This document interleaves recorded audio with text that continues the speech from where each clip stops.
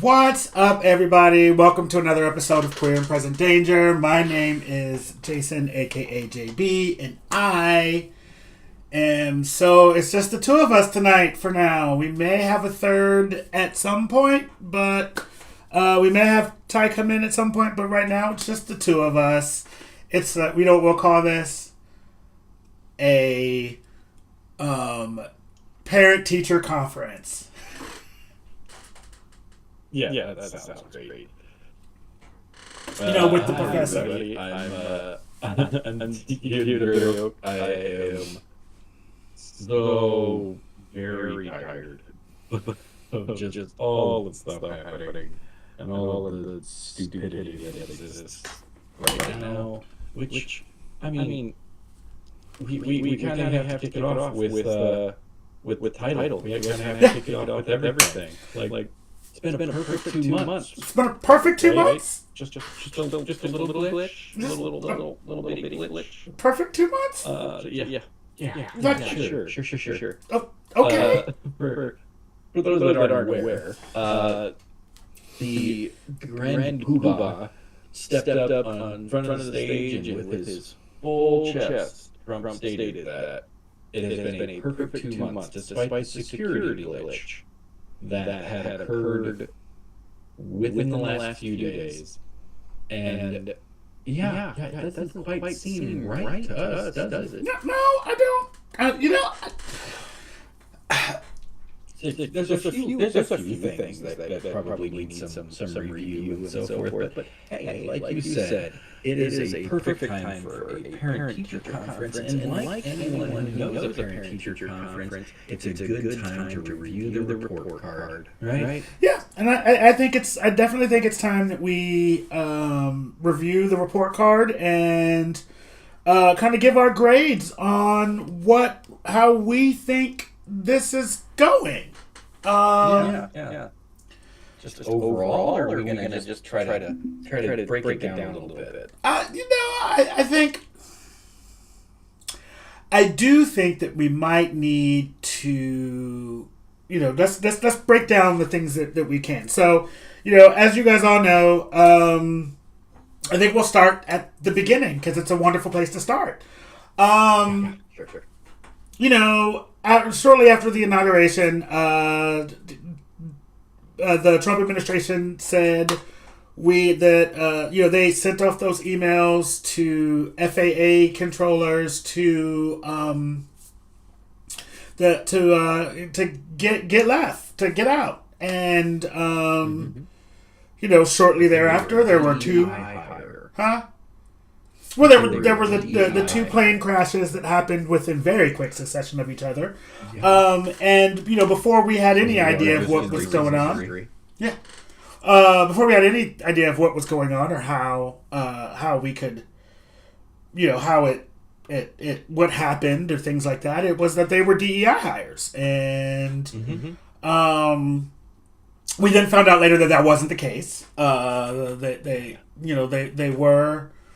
In the words of his national administrative or his national security administrator, they were competent white men. Things just happen. So that was kind of the first kind of thing that we should probably. Let's break it down for the people that are burying their head in the sand. The idea is plane crashes do happen. Let's say that right off the bat, because you're going to have people who are going to try to pull up statistics about various plane crashes and things that have occurred. And if you actually look up statistics, I found this fascinating. If you actually look up statistics, there is a fairly decent number of plane crashes. In fact, and this is just to give the point out there. There were actually more during the month of January and February accidents up that way than there were this year. However, what you really have to do at that point is break down what those accidents and those crashes were, how many fatalities there were, how big of an actual incident it was, and how those relate to what the cause was. When you look at a lot of them, which I did, and you all can too, a lot of them were engine failures. A lot of them were issues that had to do with the functionality of the aircraft. Does things colliding in the air, is that different than a engine failure? A little bit. I want to say yeah. Yeah, that strikes me as a different issue. I would say that's a whole different beast. You know what I mean? Yeah, I think that's something that has to be analyzed, and you can literally trace a lot of this back to the fact that instead of fewer air traffic controllers, you need more. And if you really look into how people get to become an air traffic controller, you find out that it's a multi-year, many different levels of testing and requirements for someone to actually get to the point where they can be an air traffic controller. So they have to earn it. They have to show competency and capability of dealing with lots of different problems. So we don't need fewer. In fact, they've said that we need almost an extra 1,500 people to properly staff all of the groups, that they aren't overworked, they aren't managing two different things at once. There's a lot of different reasons. But you can trace it back to the fact that they were trying to downsize the FAA and the FAA controllers. Well, maybe not downsize. Maybe just remove regulators, remove people who were inspector generals. People who verified that the FAA was properly doing its job and doing proper staffing. Those are the people that were actually removed. People who made sure that they were doing the right thing. When you start removing those safety individuals, isn't that a problem? I mean, I think that's a pretty poor choice, wouldn't you? I too would think that was a poor choice. I would be concerned that we're losing people in a space that we needed more. You know what I mean? Like, yeah. You know, if they're just a touch. You know what I mean? Like, and I listen. I don't know everything. I never said I did, but like I would think that I would be concerned. And I would find it also fascinating by the fact that one of the first people that was removed from the FAA just so happened to be someone who was investigating Elon Musk's rockets blowing up and causing problems in airspace of debris falling down. Yes! That's a fascinating decision as well. Couldn't be motivated by the fact that someone handed you $250 million in the presidency at all. We'll touch more on that later. Yeah, we'll get to that. We'll get to that. Let's not jump away from this. Let's jump from other decisions that were made during the fantastic decision to create the Department of Government Efficiency. DOGE. They also let's go over a couple of others. We'll give this grade out to the DOGE effect. The fact that people literally, first off, say they got doged like it's a fucking verb now says so much about what people feel about this.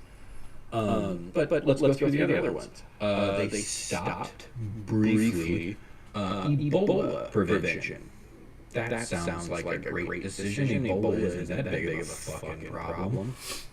Well, there's an update on that. Apparently today, he tried to take out. He has ended the funding for vaccines in other countries. That was just today. So that's not even talking about like the Doge effect of it all. That's just on a whim, both internationally and in areas where there's measles, because we have a measles outbreak for some reason. Really? And before we move on that, I want to stick a pin in measles right now. I want to park the car right here, because the problem is that I've heard people say a lot that measles. When we were little, we had measles parties and all of those things and blah blah blah blah blah. Yes. I do remember, having the chicken pot, when I got the chicken pox, going to my cousin's house and, so that we all got it, so that we all were immune. I do remember that. I remember that being a thing, but I also remember, they were like, hey guys, we have these vaccines, so you don't have to do that. Now we can just give you this vaccine, and you won't have to. Your kids just won't get measles or the chicken pox anymore. Chicken pox. So let's my background being biology. Let's take just a 2-second thing there. Measles and chicken pox are not the same thing. That might seem fascinating and strange to people, but they're not the same thing. For instance, I'm trying to figure out the best way to sum this up in a way that would make the most sense to the ignorant. I'm going to be polite and say ignorant. So, chicken pox is usually attributed in the same sense and treated with the same idea, because they both have red blotchy spots on the skin. They have fevers and so forth that you can get from it. So they're similar, but not the same. Yeah, that's the easiest way to say it. They're similar and they're not the same because when you get chicken pox, once you've had it, you pretty much can't get it again. I don't want to say you definitely can't, but you pretty much. There's a small chance, but yeah, it's there. Yeah, and if you get it later in life, or if you get a reactive part to it later in life, that's usually referred to as shingles. Just for those that are curious about that. Measles, though, and it's a fever, it's a rash, it's uncomfortability for a few days. However, or chicken poxes. Measles, though, it'll usually last a couple of weeks, but during that period, you can get ear infections. That's not fun. That can suck. You get fever. You can also, here's the fun part about measles versus chickenpox. You can also develop bronchitis, pneumonia, and encephalitis. All of which, if untreated, are in a young or elderly individual, can kill you. It can actually, measles has an actual death rate. In the early late 1800s, early 1900s, people were dying like crazy from it until we developed the vaccine and distributed it across everyone. We didn't do it by herd immunity because measles doesn't work that way. We did it by enough vaccinated people getting it that it had nowhere to go, and it is only resurfaced in an area that is well known for having their children not receive the vaccines that are readily available, and here's the fun part, covered by damn near everything, 100% just to get it. It's not a cost thing. It does not. If you're and this, I'm gonna go. JB, I'm gonna go off for 1 second on a couple of people. Go ahead, do what you gotta do. So, Mr. And this is gonna be an early call up. Mr. Kennedy. Oh, don't worry, I got something for him too. Wait, I'm gonna piggyback off yours, but go ahead. You are a piece of shit in every type of way. I'm not even talking about the bear carcass in the park. I'm not talking about the worm in your brain. I ain't talking about any of that shit. You rolling rat turd. You unbelievably ignorant shitbag. Do you understand that making these false claims about how there's mercury in vaccines, that they cause autism, never proven? Never. It is not a correlative effect. It is not a fucking thing. There is, I'm going to say zero evidence other than branched out, usually disregarded and never really peer-reviewed assertions that it causes autism, which makes people scared. They're so scared. And stop playing against people's fears and ignorance about biological symptoms. You yourself don't know about it. Would I allow that the idea that you take care of yourself, minus the brain, worm, etc., or you In the beef tallow. Don't forget about the beef tallow. and we can get into the beef tallow.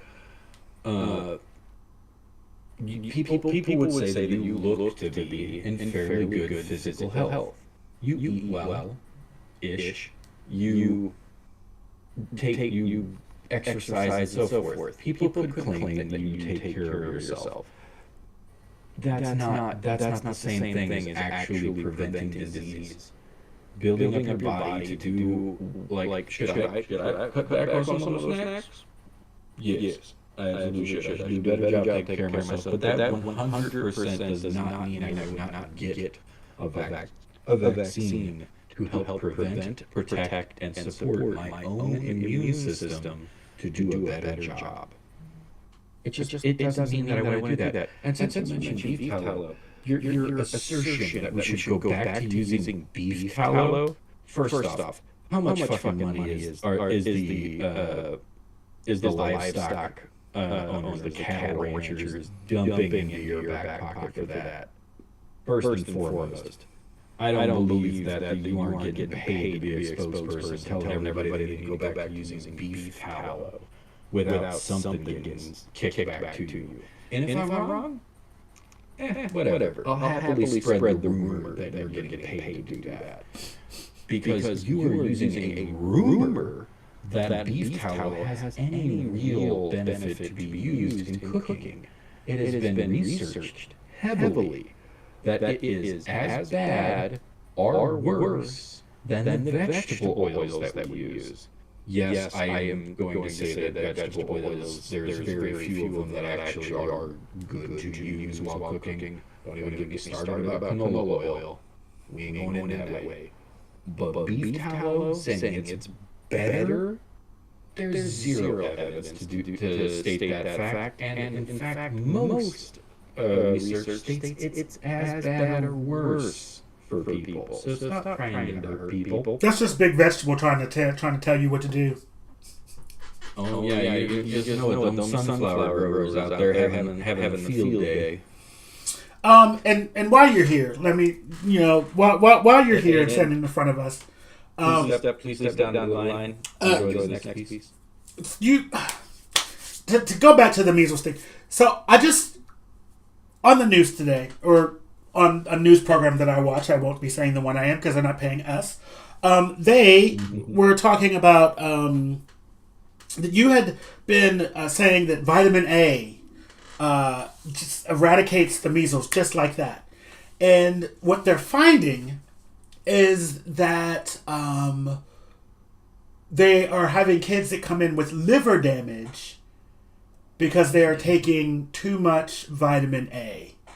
The first child that dies from liver damage due to cod liver oil supplements is on your hands, sir. And the family should sue the shit out of you. As a matter of fact, let's keep going. Yeah. Let's just keep going before I go on a full tangent. I'm sitting here for 30 minutes. Robert F. Kennedy Jr. is a giant piece of shit. Please ignore whatever he is saying for your own health. And the health of your children. And the health of your children, especially the health of your children. But don't look at the man and think that he has any idea what the fuck he's talking about. I don't care if he has minuscule points. A grain of truth filled with a shit ton of lies. You look for that piece of corn in that pile of shit, you stop. Too far, sir. I had to. But going back, let's roll it back into a couple of the other things. We talked about Ebola, we talked about the plane crashes. What about firing a bunch of nuclear specialists? Doesn't that seem like a bad idea? Yeah, People who know how to react, deal with, and handle nuclear strategy. And it wasn't just the firing of them that is the problem. That's bad. Don't get me wrong. It's the firing of them and then realizing, we fucked up, so we have to rehire them back. but we can't find them to rehire them. Yep. What? What? Yeah. You're telling me that you cared so little about trying to find actual money to ground your way so you could make this budget go through, and the amount of people that you fired, the people with which you fired or attempted to, we'll get to that here in a minute. You cared so little about who did what or how they did it. They just went through with that stupid fucking chainsaw. If you're gonna go through, first and foremost, I gotta jump here to Musk's stupidity and just reinforce the fact that he is a nut job and an absolutely idiotic individual. Fuck you, Musk. That man is an idiot. I wouldn't with the only benefit that he's ever been able to get out of it is the fact that he buys his way into something, claims that he did anything, and then everyone built a cult of personality around him. Because he was going to take us to Mars, give us these electric vehicles. BYD, look it up, BYD, I don't care if they're a Chinese developer of electric vehicles. They outsold Tesla, by the way, by $100 billion. They're destroying him in China. Anyway, their vehicles are also better today because Teslas are being recalled because 9-foot sections of steel were glued to the side of them. I digress. If you're going to go through and cut away all these things, if you were to do surgery on somebody, are you going to use a chainsaw? Are you going to use proper tools, proper appraisals, and then defining exactly what should be removed? So cutting away and then not knowing where they are, realizing you screwed up and having to put it back together. How much money do you think you wasted in that decision? So let's unless you have something to add, I'd say let's give our first little grade for this. And I'm going to be generous, and you're going to be annoyed with me for this, but because they have fucked up so much more in other places that I'm giving them D minus. I'm actually okay with D minus, and here's why I'm okay with the D minus for this particular side of things. Because what it has done is it's awakened people to, like, hey, this isn't quite what we asked for, and I'm a little concerned about how things are going. So yes, I will give you a D minus for that. I'll allow the D minus. So let's unless you have a spot you want to go to, I know a perfect one that would segue into all of that. No, go right ahead. Veterans benefits and the VA. The amount of firings, the amount of money that has been cut from that was all to help save money, right? To make the VA a better and more efficient thing. So here I will say one thing right off the bat. The VA is fucked up. The way that they handle things, the way that they handle procedure, scheduling, so forth, is archaic. It needs an overhaul. But an overhaul doesn't mean taking things from our valiant veterans to do some alliteration. It is the exact opposite of what they need. How do I know this? Spend 2 minutes on TikTok, anybody, just fucking anybody, and search VA mental health cuts. And watch the sheer number of veterans who have cursed out this administration because I'm going to reference one specifically. I don't have the username. I do want to bring awareness to them. It was the wife videotaping herself crying and listening to her husband scream. She wasn't crying because he was just screaming. was crying because his therapist had been fired 2 weeks earlier, and they weren't notified. They were not made aware until they went to the appointment, and the therapist wasn't there. And then when they contacted them, they said, or not even a therapist, this was a psychiatrist. Why is that important? Psychiatrists are the only ones who are allowed to write scripts. This man was going in for for medicine to help with his depression, anxiety, PTSD, and he couldn't get his refill. He was terrified of harming other people, of harming himself, his family, and she was terrified of what this was going to do to her husband. The way that was done wasn't done with a scalpel or an influx of money, which is what I'd argue the VA needs. We need to protect our veterans. And the only way to do that is to rebuild the system. Sometimes you gotta punch money into something to make it burn away the bad, so you keep the good.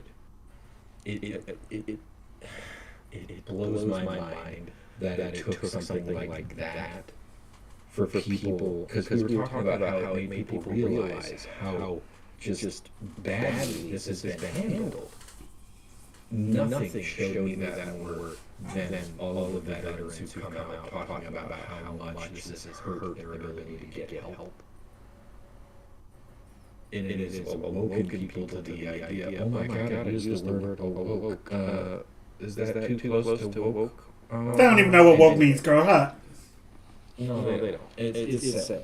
And here's another dumb fucking thing. I have to take a sidebar here for 2 seconds, because I don't know if we've ever actually said this on here. How fucking stupid are you people arguing against wokeness?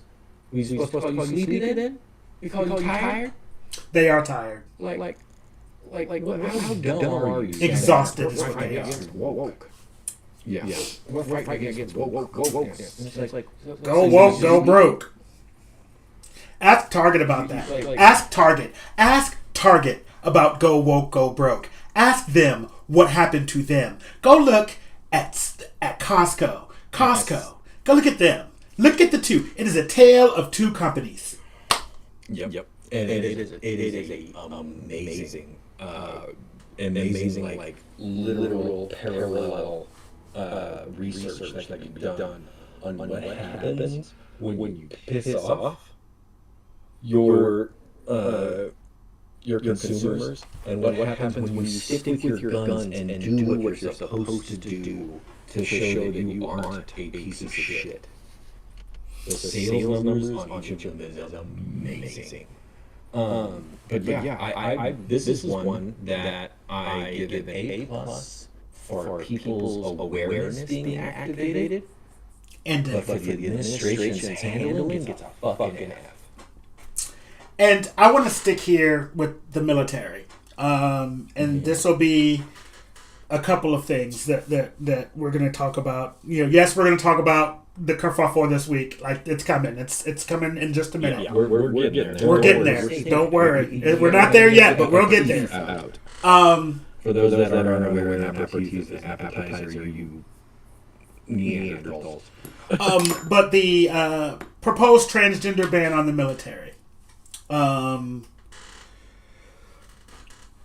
the firing of a well-decorated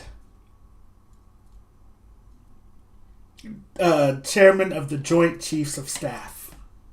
Mm-hmm. Because in 2020, he talked about what it felt like to be a black man in America.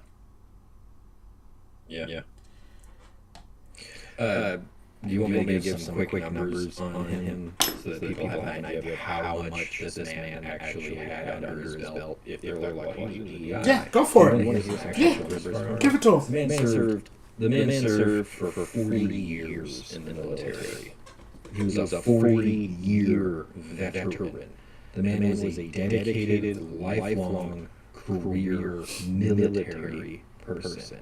He had risen up through the ranks. He had been on, I think he had over 3,000 hours of flights while he was in the military. 130 in a combat zone. 130 hours in combat zone. This man earned his place. He had been involved in numerous different things. So just keep that in mind for how much people are like, well, you were just pushed up the ranks because you were a black man. Do some motherfucking research. See what he actually did. He absolutely earned that position. And look at the sheer number of people who spoke highly of him. Like that, the line would be from the White House to the Jefferson Memorial. You're talking across the damn river. Like so just wanted to hop in for 2 seconds for that. And this is gonna I'm gonna circle back to Signal in just a minute. Signalgate is what it's being dubbed. But I want to give an A+. Yeah, I'll give an A+ to the court systems. Most of them. Most of them. Because what they've been doing in stopping the bullshit from happening has been good. They are proving to be the last bastion of hope for democracy.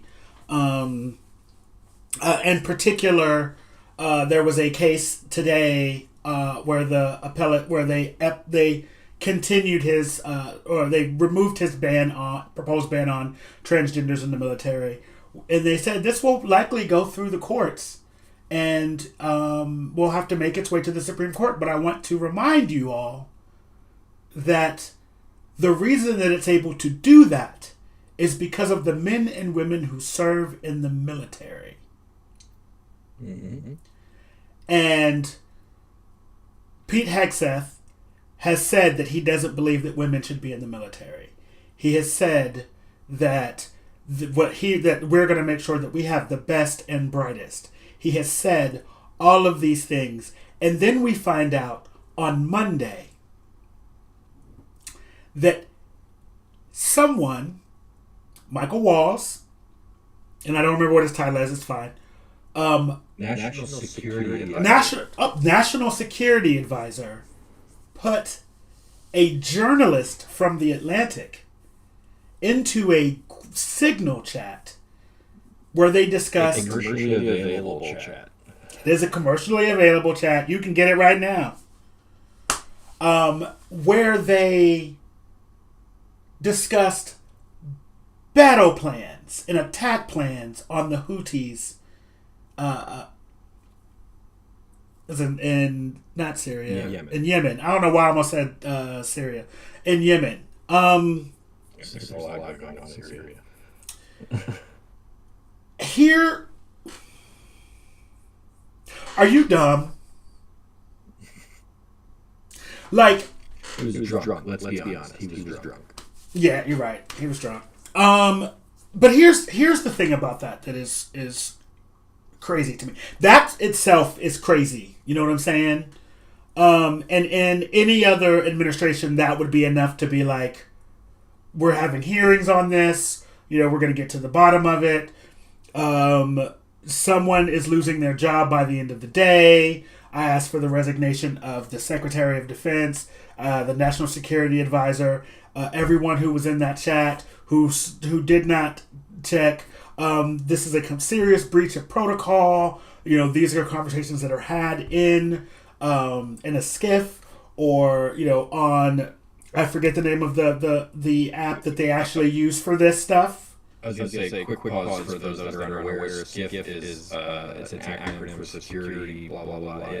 But basically, it boils down to it's a secure room that no outside things, and I'm talking like your cell phones, your pagers, literally you have to take off everything that is not clothing. And even then, you still have to go through things that would verify that you don't have anything to go to this secure location to make sure that nothing is uttered outside of those rooms. Only documents that are allowed to stay in that room. And not only that, but these people have these things in their homes. They have them, they can say, I need a SCIF. Mm-hmm. And one is made for them. So there is no... now, they have said, Signal is something that the government uses all the time, and blah, blah, blah. They use it to plan meetings. They don't use it for meetings. Yep. It's like using Slack. Like you use something like Slack or one of those other type of meeting organization things for the purpose of organizing meetings. Or maybe wishing someone a happy fucking birthday. Not for classified. There was no classified material in there. Are you... There wasn't. The fact that they were discussing the battle plan, the attack plans before the attack happened, meant it was classified.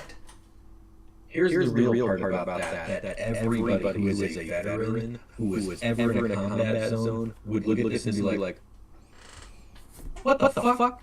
Because wake it up, family, sure. Because the biggest issue with those battle plans being laid out the way that they were, openly on a non-protected thing, and by they're like, none of that was classified. Anything that puts a person's life in danger is that. It is a classified thing. We don't. If in World War II, if you want to make a comparison, this would have been like Eisenhower, Montgomery, and all the rest of them just texting each other a fucking timeline for D-Day, when the airborne were going to land, when they were going to land on the beaches, which beaches they were going to land on, where they were going to. Well, they didn't think they were going to do that. I can look up right now the speed of an F-18. I can look up how long it takes to launch an F-18, and I can see that they said at 2:15 p.m. the first bombs will drop. And I can literally just go, well, if they're launching from 150 miles out in the ocean, and they're going to hit them an hour after they say that, and they travel at 500 miles an hour, then this is the cone with which they have to travel. And this is where we're going to put up AA defenses, anti-air, for those that are that ignorant, to shoot them down. It is literally handing them the details to kill Americans. And what if one of them had got shot down? Let's just put that out there. What if an F-18 pilot had been shot down, and this was been released? Everyone in that chat is culpable in the death of an American military person. But our emails. and I want to go and if you're making that comparison, go fuck yourself. Absolutely. But I want to dig into this. What about the files on top of the toilet, Mar-a-Lago? In the shitter.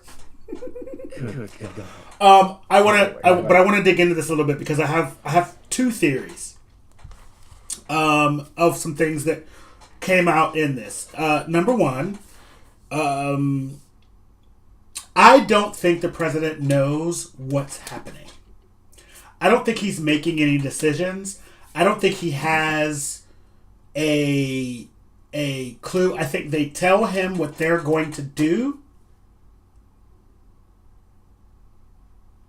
after they have done it. And the reason why, there is a part of that thing is they're talking about whether or not this is something the president has authorized, all of that. Walls then brings Stephen Miller, which is his chief of staff, into the chat and says, as far as I heard it, we have a green. As far as I've heard, we have a green light. That means that the president himself did not actually order the strikes. We'll find the exact quote. I have almost all of them pulled up. That means he didn't actually order the strike. Like that's what that tells me. That the strikes were put on, and then he was told, and then that makes his comments the next day make more sense because he was like, I didn't know about it. I don't know I don't know anything about this. What were they doing? What were they talking about? What was happening? Because it's not that he didn't know that it was the strikes and that they were talking about the signal chat. I don't think he knew that they had said he ordered it. Yeah. Because they posted that photo of him in his golf outfit, like with the things on, which he still borrowed from the McDonald's trip. Let's be honest. But I really think that they just said, "Hey, this is what we're doing," and he went, "Oh, okay." Like I don't think he knows what's happening around him, which is why he could say something today like, "It's been a perfect 2 months. This is the only glitch." Because I think they're keeping him insulated from the bad stuff, so that that's just my theory. My other theory is that J.D. Vance doesn't know. J.D. Vance is other than being a spineless, slithering snake, but based on I don't think this is a good idea. I don't think the president knows. He's inconsistent with his message and all that in the chat, and then says, of course, I will go with whatever the group says. You were supposed to be a leader. Even if I don't like you, and I don't like you at all, but you're supposed to be a leader. You're supposed to be number 2. Which means if you're saying to the Secretary of Defense and the Chief of Staff, I'll go with whatever the group says, you're not a leader. Yep. So you have to be able to make that decision and stand by that decision. Stand by what you said. This isn't something that you thought was a good idea, and you're supposed to stand on that. And then they were when he voiced his objections, they were talking about messaging. And I think he made a valid point, because we all know that J.D. Vance is an isolationist. He said only 3% of U.S. trade goes through the Suez Canal. The Europeans are 40%. 40%. Then he says some bullshit, once again pissing off our European allies, bailing them out by saying bailing out the freeloaders. Yeah. Wow, mind blown. Let's just be honest about that. That is such an ignorant statement. An absolutely ignorant statement from someone who doesn't understand global trade. Absolutely at all. Doesn't. I did find the thing that you were talking about from Stephen Miller. Yeah.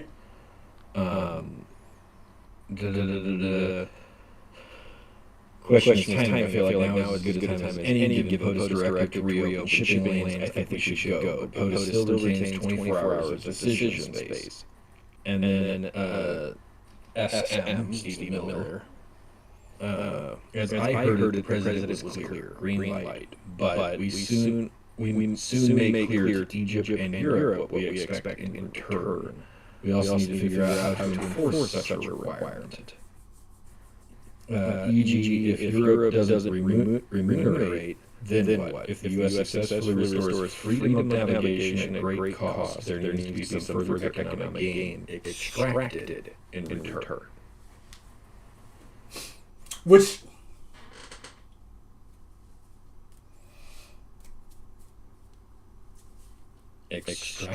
extracted, which then goes back to let's talk about this for a second. Let's dig in. And I know we're still in the report card.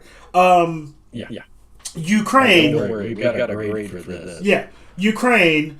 They were extracting 50% of Ukraine's mineral rights. So for these people, it isn't about human lives. It isn't about the safety and the stability of the world, of being on the world stage. It's not about any of that. It's about money. Mm-hmm. It literally all falls to money for them. Every single life, every single piece of equipment, everything, every other country is a money pot for them. And this is because we have a transactional president. It's because we have a president who only thinks in terms of money. And so for this particular thing, because I want to move on to something, to tariffs next. We'll get that, we're going to do tariffs and then immigration. Or economics and then immigration. That's what I want to do. Yeah. So for this is a 0. This isn't even an F. This is a 0. Yep. This is grounds for detention. Yeah. This is grounds for expulsion. This isn't grounds for any grade. This runs the risk of absolutely ruining the United States on the world stage. Yes. Like I don't people understand that. Well, no, it's showing that we're tough. No, it's not. It's showing we cannot be relied on for anything if they're not willing to pay for it. And guess what? They're not going to. They'll go trade with literally everyone else. And we will suffer. We will. And while we're here, before we move on to tariffs and the economy, Kayleigh McEnany, is that your name? McEnany? The fucking press secretary. Not Levitt. Caroline Levitt. Baby, are you dizzy? For real. Are you dizzy? Because the way you spinning like a top, and you're not good at your job. Go ahead. I was just going to throw in. And let's be honest. Non-original work is not acceptable to be submitted, and if it has been used before, it has been rejected. Plagiarism. You're plagiarizing. And here's the deal. One of the things that are in that chat, and if you could find it, go ahead. They talked about Biden's failed, how they would spin this if the American people, to sell this to the American people. And the two ways that they were going to do this was Biden's failed policies and that the Houthis are being funded by Iran. And as if on fucking cue, today at the White House press briefing, a very brief White House press briefing, those are the two things that she brought up. And how this was a successful mission and blah, and the Biden administration didn't do that. And you're wrong. You're wrong on that. Because the Biden administration was bombing the Houthis. They had been doing it for the last year. They had been bombing the Houthis. So you tell lies, and you don't have to, and you plagiarize, and you listen to other people's work. And I understand that as press secretary, you're given a sheet of paper that says, hey, here, say this. This is the thing that you need to be. I've watched The West Wing. I know how it goes. But at the end of the day, you have to have a little bit, a modicum of soul. A modicum. And you have none. And how dare you get angry at people asking you questions to clarify the stupid shit that comes out of your mouth.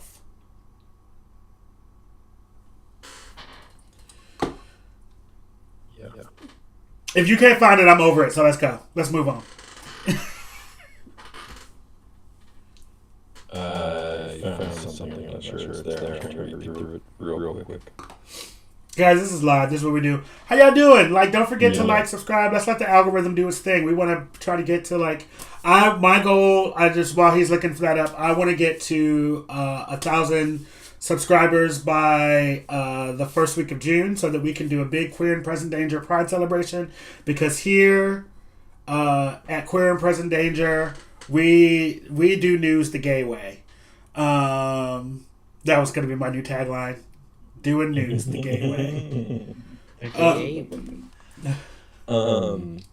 couldn't find it right off the stuff that I have doesn't include their response thing, but if anyone wants to, just feel free to look it up. It's all that it is. Yes, you do have to possibly get a subscription to the Atlantic, but it takes 5 minutes of looking. You can most likely find all the different pieces that other people have released without releasing the entirety of it. Therefore, not encouraging the Atlantic to be like, but our money. Yeah. No, listen, and listen. I don't want to. Nothing against the Atlantic. Apparently, they're out here doing the Lord's work. Which I need a moment of praise. Take a moment of praise. Do what you got to do. Is it Jeremy? Jeremy or Jeffrey? Jeffrey. His name is Jeffrey. Jeffrey Goldberg. Jeffrey Goldberg, you, sir, are a credit to failing journalism. And I mean that you could have absolutely turned this into some kind of fucking book deal or some other bullshit, extracted some kind of personal monetary thing out of this. You absolutely could have. But instead, you're like, so I'm going to post this in my magazine because the people need to know. Your The Atlantic put it behind a little bit of a paywall to be able to look at all of them. I don't fault you for that. You guys absolutely need to get some money to keep your magazine rolling. But the fact that you were willing to put yourself in the crosshairs because this was good fucking journalism. Thank you for showing us that there's some respectability in journalism. That doesn't involve yet another fucking Al Jazeera person in Gaza being blown up by a targeted Israeli bomb. Saw a post that got me a little emotional, a little pissed about that. So I thought I'd just make a point that yes, the Israelis are targeting journalists for reporting on that. So the fact that you were willing to put a target on your back with an administration that we'll get to this point in a minute is willing to abduct people. Fucking thank you. Yes. For keeping the American public educated and aware. You get an A fucking plus. You know who else gets an A plus? I'm gonna give him an A plus again on my end as well for putting his balls on the table. Because they were like, this isn't real, this isn't true, this is fake. Okay, you know what he did? Boom, here go the text. Here it is. So what you won't do is call me a liar in public. You just won't be doing that. Hi, Magnus. Fellow that has the audio doubled up. In case you're aware. No, it might be on my end. Hold on, let me see something. Give me 1 second. A quick note for that while you investigate. For those that are also looking into this and being like, oh, it's probably fake. The White House said it was real. They said it was a real text exchange. Like it was confirmed. It absolutely is a real thing. So, am I getting a double audio? Is that coming from me? Fellow on the left, so it might be mine because I'm running you through Discord, the Discord thing. Say something. Me? Hello? It's mine. Now say something. Okay. Hello. Check. I'll just have to keep... it's because of the way I have this thing set up. I don't have a mic. I don't have the headphones or anything. So I can fix it. Give me a second. You know what? Thank you, Magnus. We appreciate you out here in these streets. Yeah. Thank you for making sure this sort of seems like we know what we're doing. How about now? See, maybe that'll help out a little bit better. Because now you're not. I'll move my mic a little bit so that way the pickup isn't quite the same. We're still working these. We're still working the kinks out. It's a damn shame. It's been almost a year we've been doing this, and Not just the bad kinks, not the good ones. you know we like a good kink around here. We love a good kink. Yeah. Go, but before we do that, because there's another person that I want to give an A+ to. Yes. Pete Buttigieg. Mm-hmm. Because in order, if you get Pete Buttigieg to say that, to drop an F-bomb, you have fucked up. Because the one thing that he's going to do at any turn is be poised, be respectful, and be, to speak truth to power with the American people without causing problems. But what he did, when he said this is a major fuck up, I was like, oh, Pete just got 5% hotter than me. And I am so glad that we have Democrat politicians on our side of the aisle who are cussing. Tammy Baldwin, Jasmine Crockett, AOC. I'm so glad y'all finally found the cuss words, because sometimes you have to tell people that this is bullshit when it's bullshit. Yeah, absolutely. So let's move on to the economy. Oh God, where do you want to start? Well, so as we know, Doge is coming. I can at least, I was going to say, quick and easy one that we can throw out because it's a small one that I'm sure not everybody's aware of. Job growth. Not great. What it should be. Not great. It is.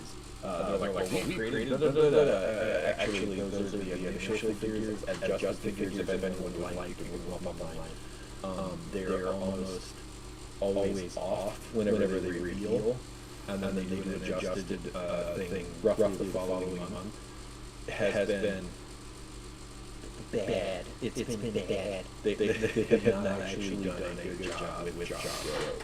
Inflation has done its own thing in the past year or so, but their big thing, like, we're going to create new jobs. They haven't. Fired a lot of people. It's not been great, but the job growth's not good. Nope. That's my minus. It's bad. It's real bad out here in the streets. Jobs is good, but job growth is not. It's not great. They get out of 4 points they get a 2. So there's that. We Doge, we already know gets an F. Like, it just is what it is. It gets an F. We don't even have to talk about it. They're fired. People don't know what they're doing. And the amount of money that keep harping on that they found, they haven't. That's a quick reference, just because it needs to be said. Social Security Administration not spending $100 million on what did people. They're not. If you want to find out the truth behind that, take 2 minutes on Google. I just tell you that there's a system built in that if there's not a date put in, it puts a date in, but if that date exceeds a certain number, it's like 1875 or something like that. Then it automatically stops that, and they have it currently set at 115. All Social Security payments stop. Like you just don't get it. You don't get it. No matter what. The amount of people who can reach 115 is like 1 in every 100 million or something like that currently. So they don't get money. You literally have to fill out whole things like you do in Monty Python. Like they have to pull a money. No, yet to be able to get their money. Right. Because sure you see this where there's a 108-year-old person.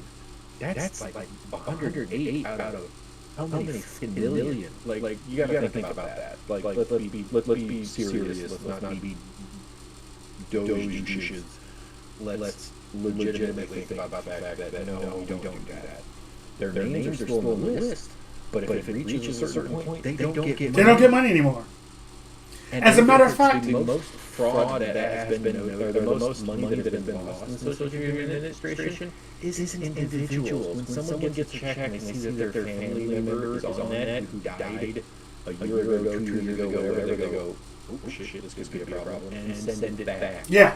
Most of the Social Security issues come from companies, contractors who handle that stuff and claim that they have 300 people, and they only had 240, and those extra 60, they're pocketing money. Yep. That's where it's at. Guess who used to take care of that? Those inspector generals they fired. And also, I don't know if you knew about this, but there was a 96-year-old man who they said was dead, and he was very much alive. Not only did they take his Social Security check, they actually went in and tried to take money away, take money out of his account. Take money from him. Yeah. And he had to go there and say, "Hey, I'm still here, still breathing, still living. He literally had to go in and like, I'm not dead yet." And today they decided that they're not going to close offices for 2 weeks because they weren't ready to do the things. So we know how that's going. Let's talk about the stock market. So, and the stock market and tariffs are going to go right together. So Trump announces these tariffs. The stock market freaks out, like they do. And then he's like, "Oh no, we're going to pull back the tariffs because Canada and Mexico said they were going to do things that they were already doing. Yay!" Okay, so then that brings in volatility into the markets because it's uncertainty, and one thing that companies do not like to be is uncertain. So what's happening now is that companies are not spending what they were going to spend this year because the markets are uncertain. The stock market went down by 600 points, and then it went down by another, I think, 200 points, and then it kind of went up a little bit, and then it came back down, and today it was down by another 100 points. So the stock market is not happy right now. He also has introduced these tariffs, and keeps telling the American people that the countries that are getting the tariffs are going to be the ones to pay for the tariffs. Because in some weird 4D chess way, he thinks that they're not going to do the thing that they do, which is pass those tariffs, those costs, onto the consumers. So we will be paying more, i.e. we're paying those tariffs. But this is going to make America great because those tariffs are happening. What the fuck? Just for the simple Professor Tig moment that I have here is, for those that still don't understand, a tariff is a tax on the importer of the goods. Chinese manufacturer could say that they're selling this little bobblehead figure for $5. Cool. That person's like, "Oh, that's a $5 bobblehead. The one that's made in the United States is $12. Well, I'm gonna buy the $5 bobblehead. Cool. Bobblehead comes in. The United States government says, you imported from a foreign country. We're going to charge you 25% tariff. That bobblehead is now $6.50. Random number I'm trying to pull out my ass, but sounds about right, actually. 50% tariff on Chinese goods or something like that went into it. Well, we're discussed about going into effect, so we'll say it was $7.50. That thing's now $7.50, and that guy was going to sell it for $10, so he was going to make 50% or 100% profit on it. $7.50. Now I'm not making that. And if somebody starts buying these $12 ones, selling them for $13, I've got to try to be at least competitive. I want to make money.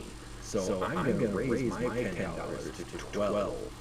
Yes, you could buy it direct from an American person, but I could, or $11.75. Let's do what we probably do. He barely undercut it, but we're American citizens. We want that 25 fucking cents, so we're going to pay $11.75 for that thing. He didn't lose money. He found a way to still make money, but we have to pay the difference because he had to pay a tax. That's all that is. He had to pay a tax that the government was upset about. Well, why didn't he just buy the American one? Because he's still going to make like $4.50 instead of having to sell that same fucking bobblehead for $20 to make the same profit. Okay, so Magnus said Don's federal spending freeze removed all of the access to health care I had. More than that, they laid off my entire clinic. Doctors, nurses, dentists, pharmacists, therapists, psychiatrists, phlebotomists, weekly and monthly group programs, subsidized medications, and now I don't know where my doctors have gone to. I have to track down each one, and there's a good chance I won't even be able to get care from them.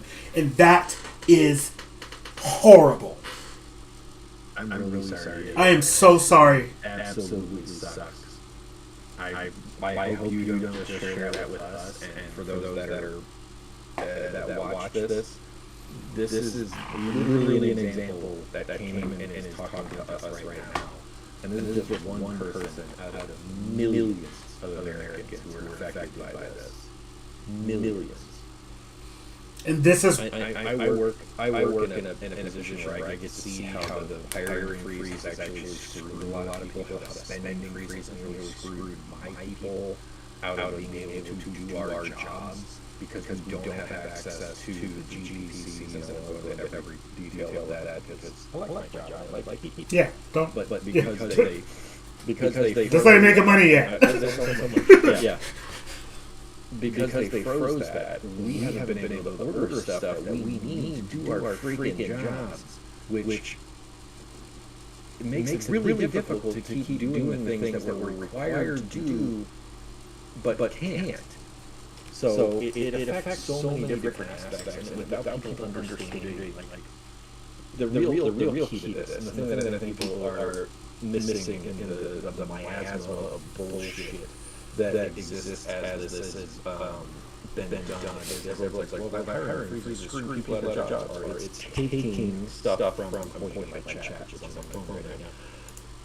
It's taking healthcare and mental health away from people. They're doing it for two reasons. Number one, they're trying to cut things out, like they've done with the VA, like the Department of Education, USAID. All of these different things that they're trying to cut out to save money. Guess how you save money? You don't spend it by freezing things, and they're hoping that having a 30-day, 60-day, whatever they need freeze will help them say, well, look at all this money we found. Now we can afford their tax cuts. Yeah. This is all of this has a purpose, and it boils down to money, and that money is not going to help everybody. If you look at tax plans that have been analyzed by numerous economists, the only people it will help is if you make over $436,000 a year. That's less than 1% of the United States population. We're giving money to the billionaires. That's it. People are sort of waking up to this by seeing how they're screwing everybody else because they're going at it with a chainsaw, not actually trying to make differences. So you really need to just do your own research, try to see what all this is, but it's all out there. But people are so wrapped up in this cult of personality that they don't understand how it's affecting them economically, which everyone's like, yeah, we're going to have such a great economic future. We really are, guys. It's going to be bad. It's going to get a lot worse before it gets better. And even if it gets better, how many people have to suffer before it has anything? That's the other part. Is okay, sure, maybe these idiots have something in mind, and it might eventually work out. The market will shift and adjust to be able to handle all of the chaos they brought. But how many people are going to lose their jobs? How many people are going to lose their health care, their mental health care, even their fucking lives before that happens? Purge doesn't have to be done with guns. It can be done by just letting people die. And that is going to bring us... So, F. Yeah, it's an absolute F. F. It's an F for me. There's so many... And the tariffs aren't working. Other countries are basically saying, yeah, screw you guys, we're going to do the same thing to you. I mean, it's not working. It's just pissing off people. And just throw back into the USAID that I mentioned. That was pennies. That was pieces of pennies that we were sending to other countries, and then the goodwill and the recognition and then the diplomatic boost that was giving the United States was worth every goddamn dime. It made us look like the heroes of the free world, and instead we look like a bunch of assholes who kicked the bucket out from underneath people. It's... You know who's coming in? You know who's actually doing that stuff? Who's investing in those countries? The people they say are our enemies. China, Russia, they're investing billions of dollars in countries, while we're telling you we won't give 10 million. It's a terrible move. Diplomatically, it is one of the stupidest decisions that we've made since fucking Vietnam. And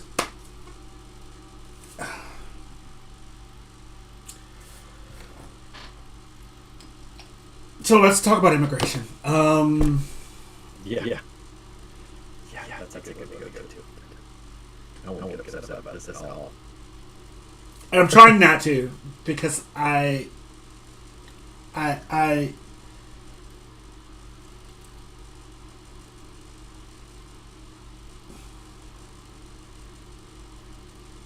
You want me to start? yeah, because I'm trying to. I'll broach it with. I'll start with this. So we'll go over. We'll go over the deportations as a start, because that was a huge thing that he ran on, and we'll get very defined on this as we go. But the flights to Venezuela, the reason I'll start with that is the flights to Venezuela and El Salvador, and trying to move. I think it was going to be a 40,000 person camp at Guantanamo Bay. Did not thankfully come to fruition. It was going to be too fucking expensive to do everything they were claiming that they were going to do, because they have to provide some level of care. And building up Guantanamo in a month or two is going to cost them all the money that they were trying to save to get tax cuts through. So it's one of those things of thank goodness for the A+ that we can hand to all the judges who are like, yeah, that's unconstitutional. Yes, that's unconstitutional. Yes, that's unconstitutional. And has tried to stop and end any of these things. The administration gets an F for breaking the law. That is what they did when you look at the literal timeline. CNN actually had something that broke down the minute-by-minute timeline when a flight took off, when the judge made an order, when they landed, before they got to their destination in El Salvador to refuel, and then before they took off again. Every one of those moments is marked down, including when the judge is like, why the fuck is the plane still going? I told you to stop it. Including when the third one took off an hour and a half after the judge ordered them to stop the flights, and kept on going. What I think should have happened was the judge, instead of claiming, why did you not do this, why did you not do this, the one, I'll give them, I guess I'll give the judges an A- for this particular point. They absolutely have it within their power to, if someone breaks a judge's order, to put a warrant out for their arrest. And what I believe needed to happen, and should have happened, was every flight, every pilot, every control operator, every organizer, every lawyer that was present should have been placed under arrest for violating that order. They should have told the sheriffs, these are the first 5, grab them, but go to jail. Get me the names of everybody else from those people, and then we're going to go send out warrants for their arrests. Make it so that way people understand if they break the law, you are not protected. You're not. The Nuremberg trials was a fantastic representation of why that mattered. The defense of, I was just following orders. That's not how that works. If you know, and this is actually written into, if I remember, I don't remember the exact point, but I think this is actually in USMG, the United States Military Code of Justice, UMCJ.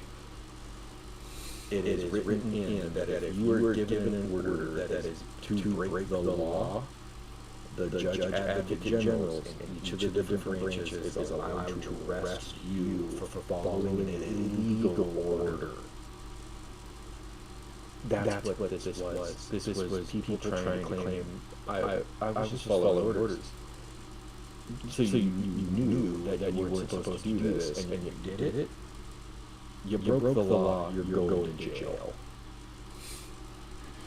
In fact, it could be defined as a criminal conspiracy at that point. Yeah. You go after it RICO charges. because it was. You're going to actually go for RICO charges because there's a criminal conspiracy to break an order of the court. And I'm starting to feel weird, so we're going to end it in a minute. But, Real quick. huh? Yeah. We're going to do Khalil. Khalil. Yeah, do Khalil really fast. Okay. So one of the things that I think a lot of people need to also understand is, and it's not just Khalil, there was actually a Canadian actress who was held at ICE detention camps and bounced around places. But Muhammad Khalil was a United States green card carrying citizen. He was in all respect a citizen of the United States, according to how we have defined it for years, decades.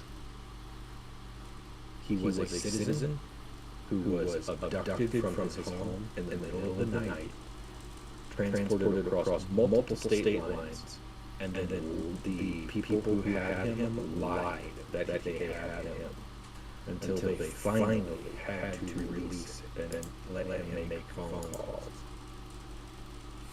His wife was 8 months pregnant, and they took him because he was the organizer who at the Columbia sit-ins said, I am just here to negotiate for them. That's all he did. He was an organizer for the protest, but then he stepped out to discuss it with all the Gestapo police that came to break that up at the order of the Columbia administration, which Columbia, you get a fucking F. Not just for doing the shitty stuff that you did to all those students, but for bowing to a wannabe king. I hope your attendance and your enrollment tanks. I hope you desperately have to take C-level students who don't have anything or any reason to have earned a place at your university, and I hope your enrollment tanks. Because you are a travesty to an institution that used to be something respectable. And I mirror all of that. And then I saw something today that literally broke my heart. It's a young woman in Boston, Massachusetts, and I'm going to pull her name up really fast because I think it's important that we say her name and give light to the story. It was on the AP, and I'll put a link in the chat in just a second. I can't do it right now because I got it.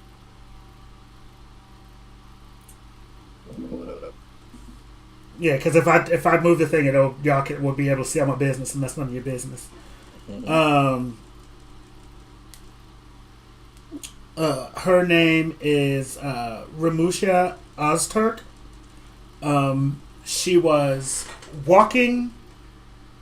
She was leaving her home on Tuesday night, and she was stopped by police. All of them in masks, unable to be identified. Grabbed by 6 people. Taken into a car where she was detained by ICE. A judge had ruled that she could not be taken out of state without her being charged because she's not been charged with a crime. But at the time, her lawyers could not find where she was.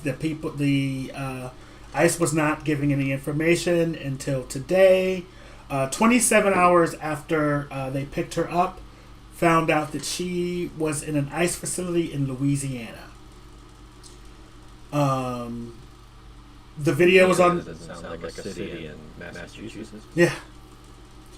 The video is terrifying. Imagine a young woman just minding her business, walking down the street and being accosted by a man, and then another man, and then a woman, and then someone else, and then someone else. She looks terrified.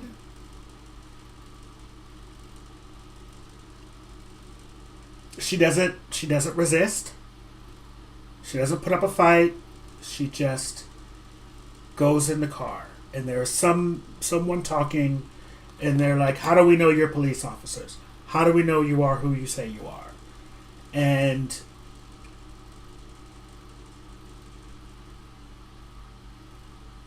this is not America. This is not who we purport ourselves to be.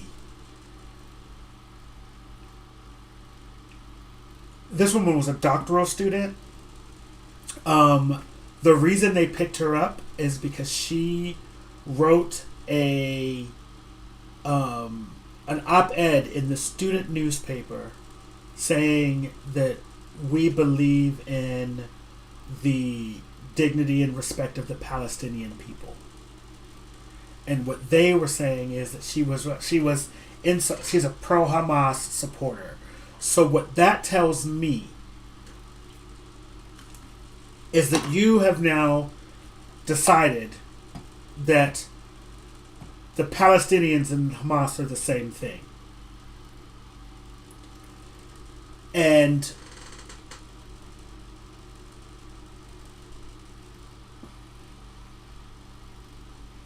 so that means Palestinian men, women, and children can be murdered and slaughtered on a dime, in the words of fighting terrorism. And I don't care what side of the ideological spectrum you believe in. I don't care that if you believe that is Israel's homeland or that is the Palestinian homeland. I don't give a shit about any of that. These are human lives. These are people. These are Americans, and these are people that we have allowed into America with the promise of life, liberty, and the pursuit of happiness. These are people who have come in this. This is a doctoral student.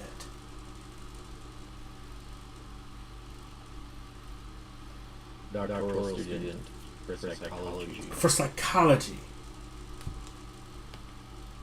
This is insane. And right, left, MAGA, far left, Bernie bro, Jill Stein voters. If you don't at least have a basic level of human compassion,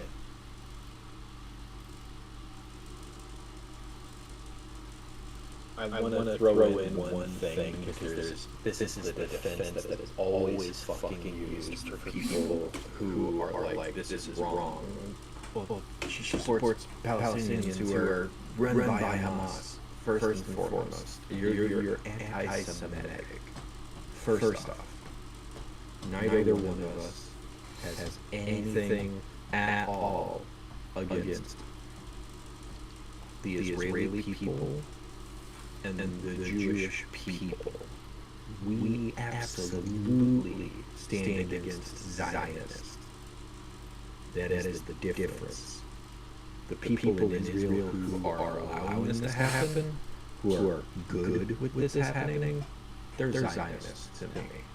There's a defining difference between people who look at this and realize it is a genocide and it is apartheid at its worst, who are Jewish people. And then there's people Did you hear about this part? To throw another one in there.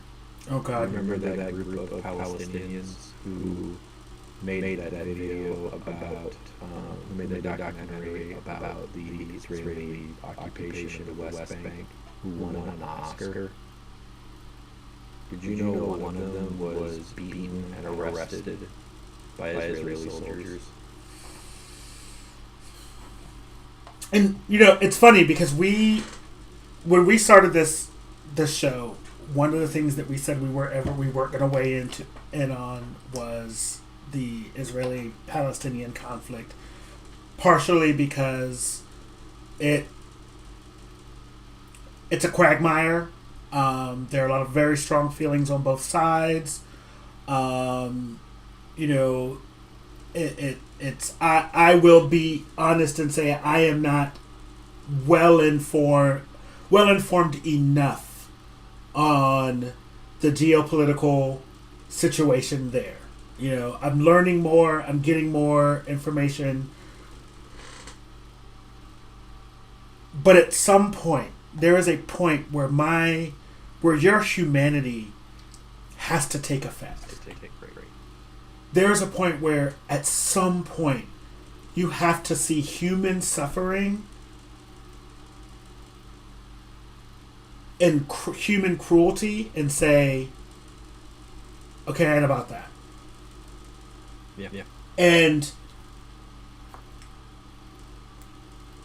I don't know why we're not there yet. And it breaks my heart because it's easy for us as Americans to say that doesn't have anything to do with us. That's happening over there, and kind of can turn the TV off.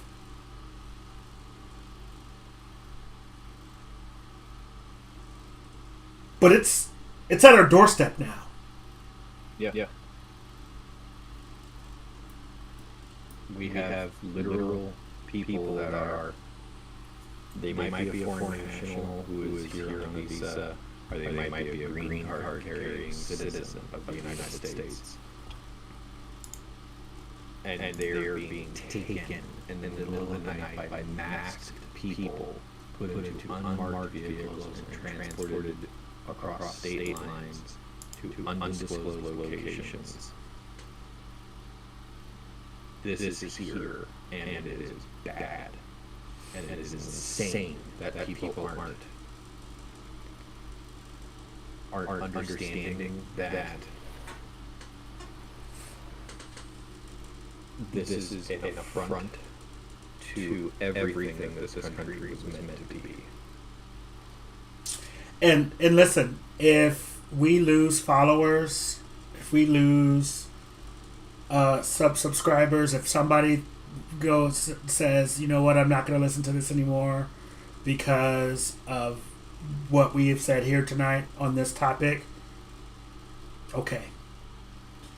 Yeah. Because again, like I said, it isn't about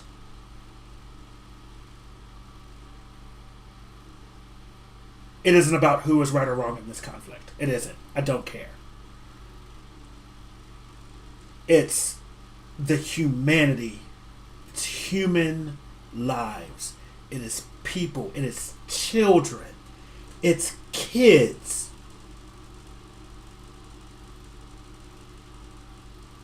And if we can't, I said after Sandy Hook, if we allow children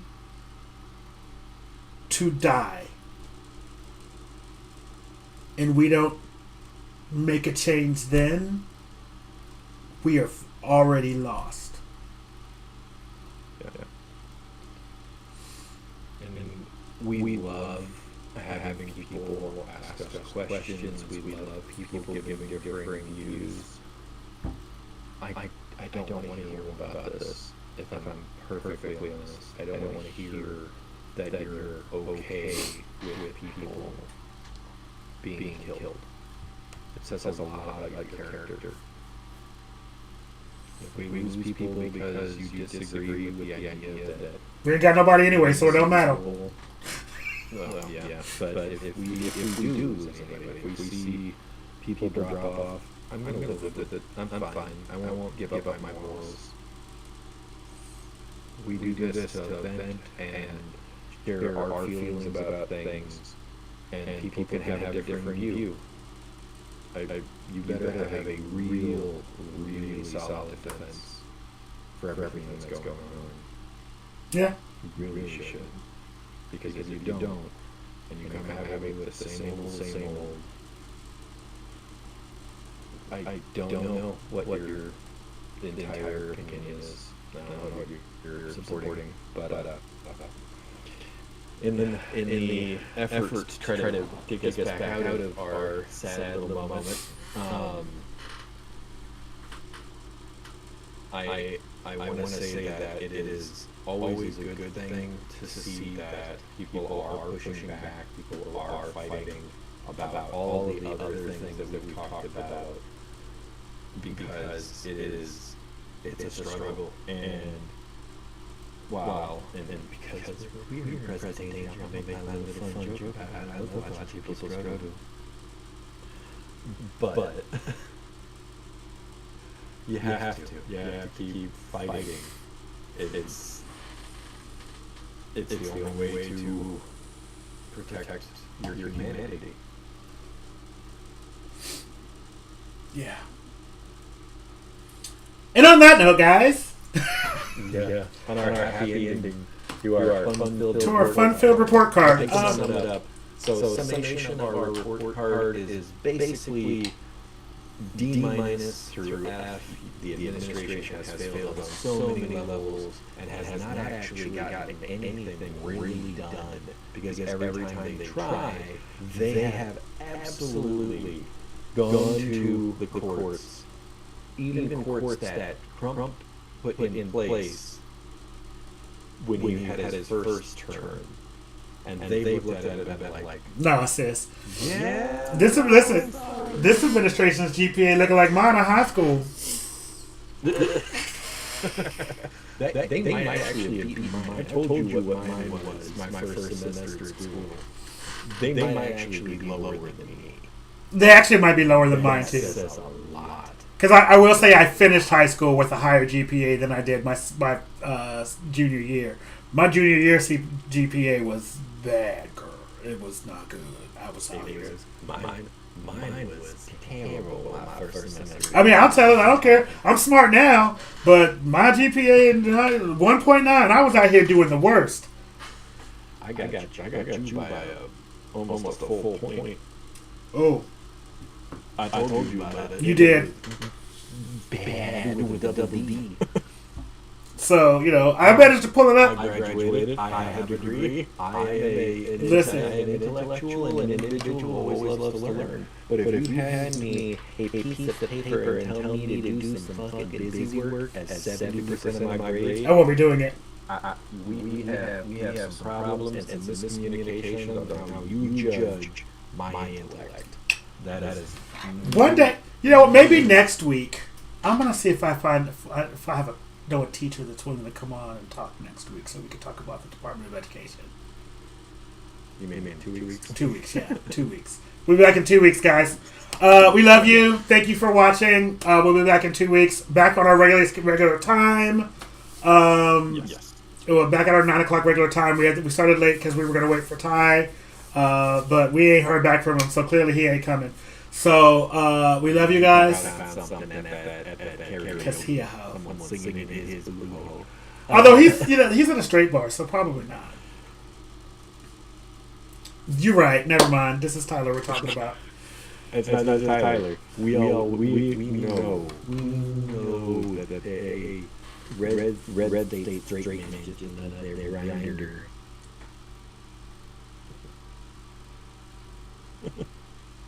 And on that note, guys, we love you. Mwah. Good night. So for one second. 1 second. Go ahead. The shout-outs. at Takeharon One. Oh yeah. On my socials, TIGHARN, the number one on most of my socials. We'll be back in 2 weeks, but if you'd like to find us in between, we do something that's probably a little more lighthearted than this, and definitely more weird. We have our D&D game on the off Wednesdays, where we do Queer 3120. Cyberqueer 3120. Cyberqueer 3120. It's a fun little D&D romp through a terrifyingly dystopian world filled with corporate entities. Yeah. I realized that I may have flown too close to the sun with that. A little bit.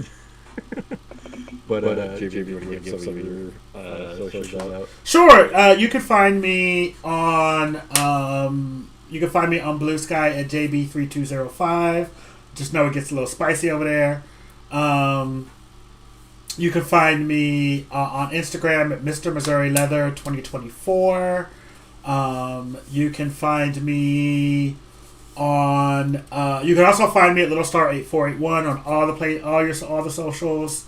Because I do that. And you can also, if you happen to be in the St. Louis area this weekend, I'll be doing one of my final travel fund fundraisers that will be supporting not just me but also Missouri Trans Umbrella Group, called the Spring Fling at Bar PM. It starts at 9:00. It's going to be lots and lots of fun. For all of us to be out and fellowship and be gay. It's like a gay prom. It's going to be amazing. Yeah, that's all I have. And we love you and have a great night, guys.